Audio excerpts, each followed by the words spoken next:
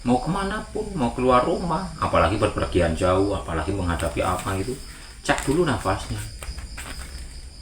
Karena nafas ini kan jalan. Nafas adalah jalan, kebenaran dan hidup. Jadi nafas yang mana yang plong, ya itu jalannya. Ya kita langkahkan jalan kita atau langkah kita sesuai dengan nafas yang plong yang mana. Yang kanan, umpama yuk kanan kita keluar rumah dengan kaki kanan. Umpama kiri, ya kita keluar rumah dengan kaki kiri. Jadi ini penyelarasan dengan semesta agar kita selalu dalam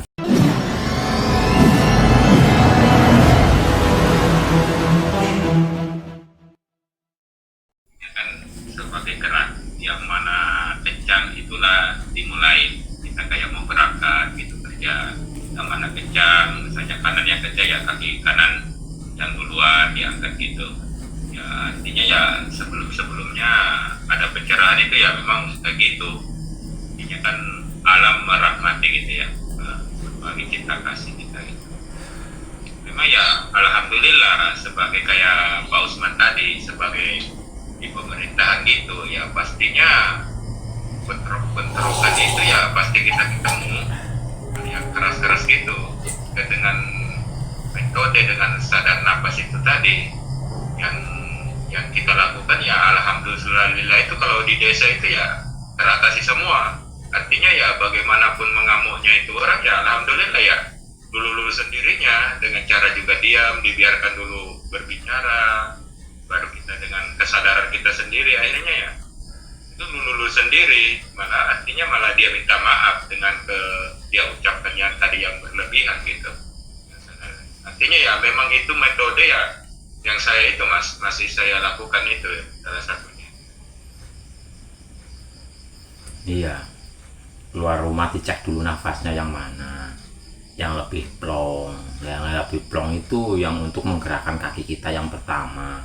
Yang plong kanan ya kaki kanan yang melangkah keluar rumah, yang plong kiri ya kaki kiri kita yang akan melangkah pertama itu. Maka ini kita berarti menyelaraskan diri kita dengan tuntunan semesta, sedangkan tuntunan semesta itu yang diberikan adalah selalu terbaik untuk kita. Ya memang simpel sederhana seperti itu, cuman dalam kenyataannya memang fakta karena kita menyelaraskan dengan alurnya semesta. Jadi untuk siapa saja, mau kemana pun, mau keluar rumah, apalagi berpergian jauh, apalagi menghadapi apa itu, cek dulu nafasnya. Karena nafas ini kan jalan. Nafas adalah jalan, kebenaran dan hidup. Jadi nafas yang mana yang plong, ya itu jalannya. Ya kita langkahkan jalan kita atau langkah kita sesuai dengan nafas yang plong yang mana. Yang kanan, umpama yuk kanan kita keluar rumah dengan kaki kanan. Umpama kiri, ya kita keluar rumah dengan kaki kiri.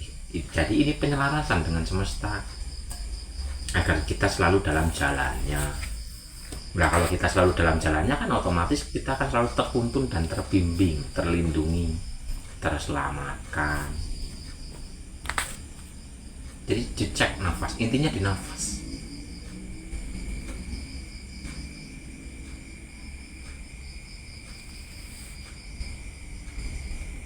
Kuncinya ada di nafas. Kunci kumpulnya wiji dadi siji, esa tunggal.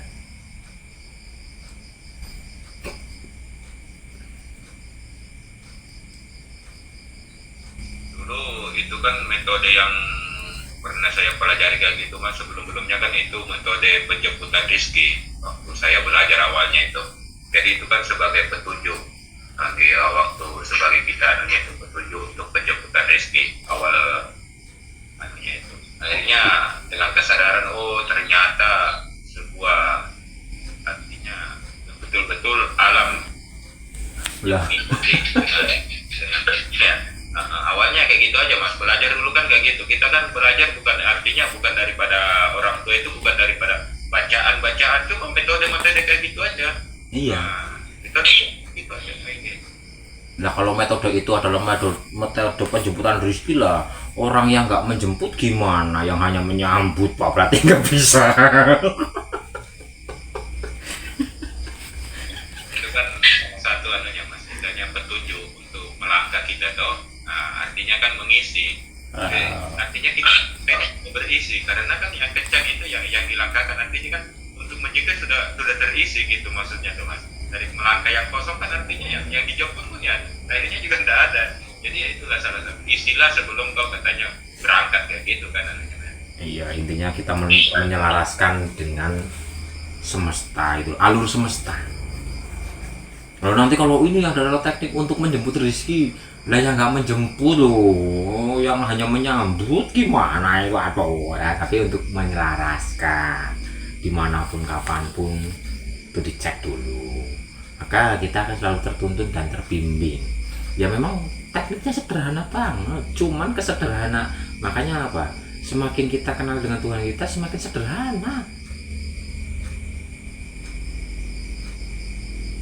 Karena tubuh kita yo ayat gitu loh, kita membaca lah kayak gini kan, membaca oh yang gini, oh nanti ini kehendaki ilahi lewat yang ini gitu loh.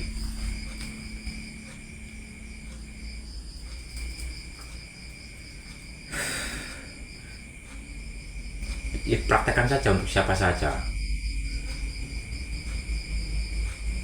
apalagi itu tadi yang mempunyai kepentingan apa di luar rumah, ya udah praktekkan itu. Kalau yang sudah benar-benar mempraktekkan pasti akan paham lah. Kalau nggak percaya, coba aja dirubah. Yang mampet yang mana? Kita menggunakan kaki pertama yang mampet. Ya udah, nanti pulang nggak usah kecewa. Ya kan harus ngecek, maksudnya kita harus membuktikan sendiri gitu loh. Kalau saya sendirian udah membuktikan, makanya saya bagikan.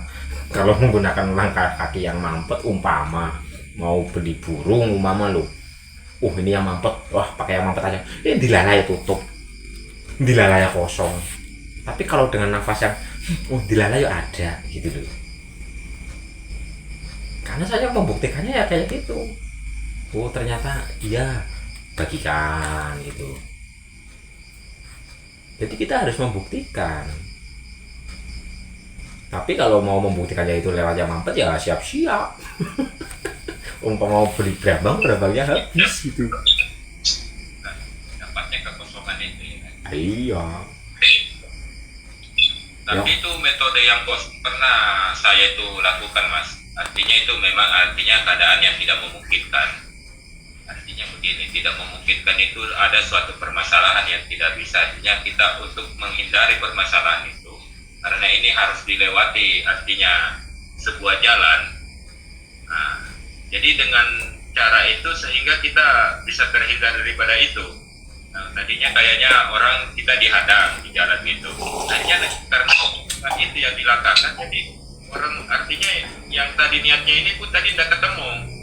Nah, tidak ketemu sama orang itu. Jadi itu salah satu pernah saya lakukan itu, tadi itu.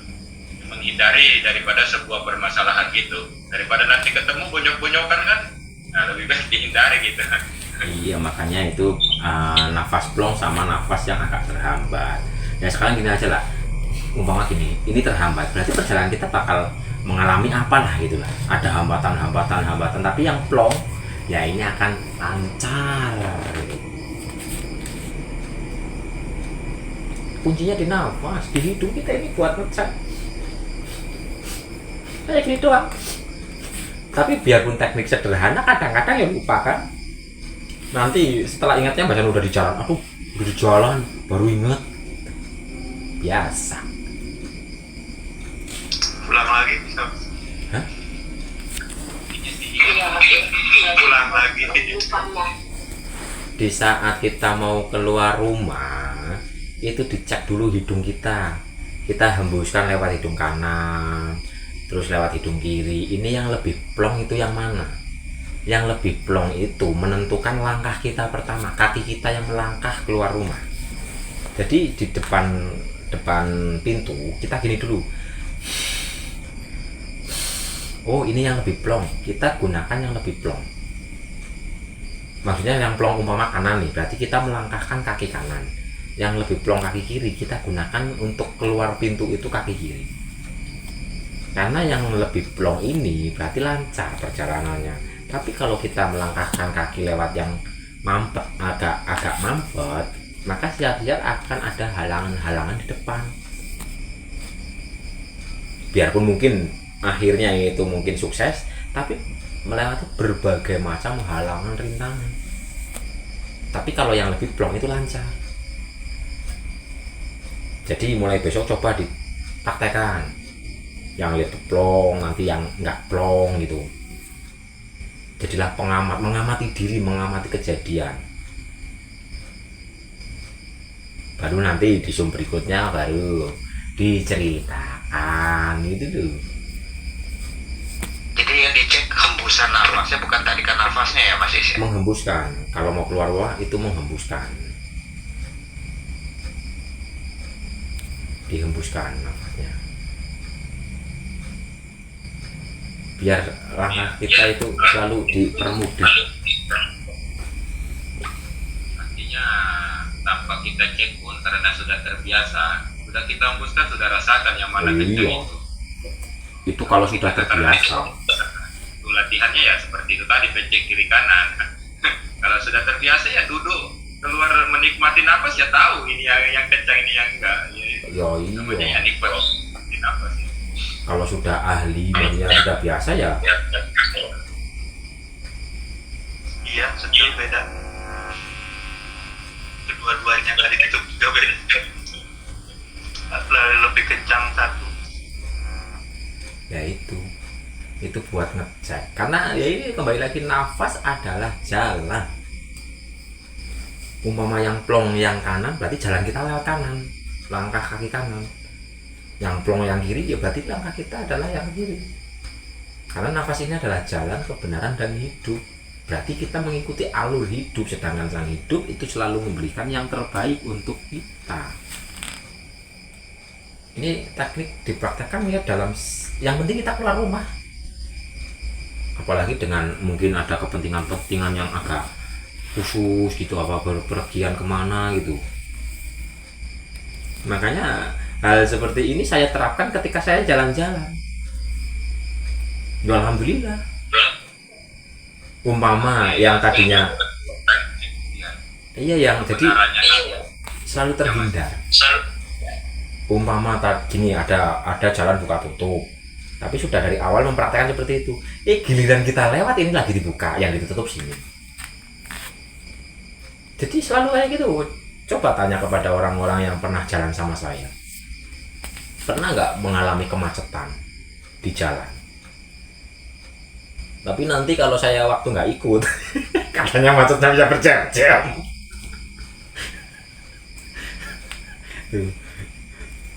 Karena ya ini dulu, dicek dulu, praktekkan saja. Apalagi yang urusannya dengan kemasyarakatan dan sebagainya, itu sangat penting. Ini sederhana tapi sangat penting. Pengusaha, jualan, yang keliling dan sebagainya sangat penting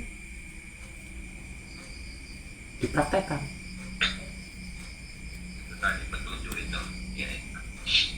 Iya, karena kan kebenarannya nafas itu ya saat ini kita bisa rasakan. Artinya kesamaan nafas kita saat ini. Nah, apa yang saya rasakan ya semua di Komar ya itu juga dia rasakan samaannya itu. Misalnya contoh kayak di saya merasakan kiri, ya kesamaannya ya kiri itu. Coba cek aja masing-masing itu. Saya plong semua ya, saya cek plong semua. Itu bisa nggak Mas dipakai? Itu bisa nggak Mas dipakai teknik itu kalau kita ingin berbicara sama seseorang? Ya, kepentingan apapun sebelum keluar rumah itu bisa dipraktekkan. Kepentingan apapun, ya usaha, ya mau nemuin orang, ya mau apa, sehingga kita mengikuti hidup. Lah biarpun nanti kita berbicara dengan siapapun, berarti kan kita mengikuti alurnya, sehingga kita akan tertuntun.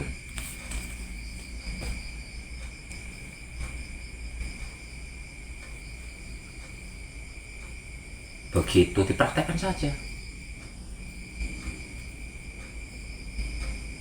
Mas Is, tapi praktek saya dulu apa namanya, sebelum tidur, bangun tidur, mau buka pintu, terus mau hidupkan kompor, saya pakai itu. Ya malah bagus.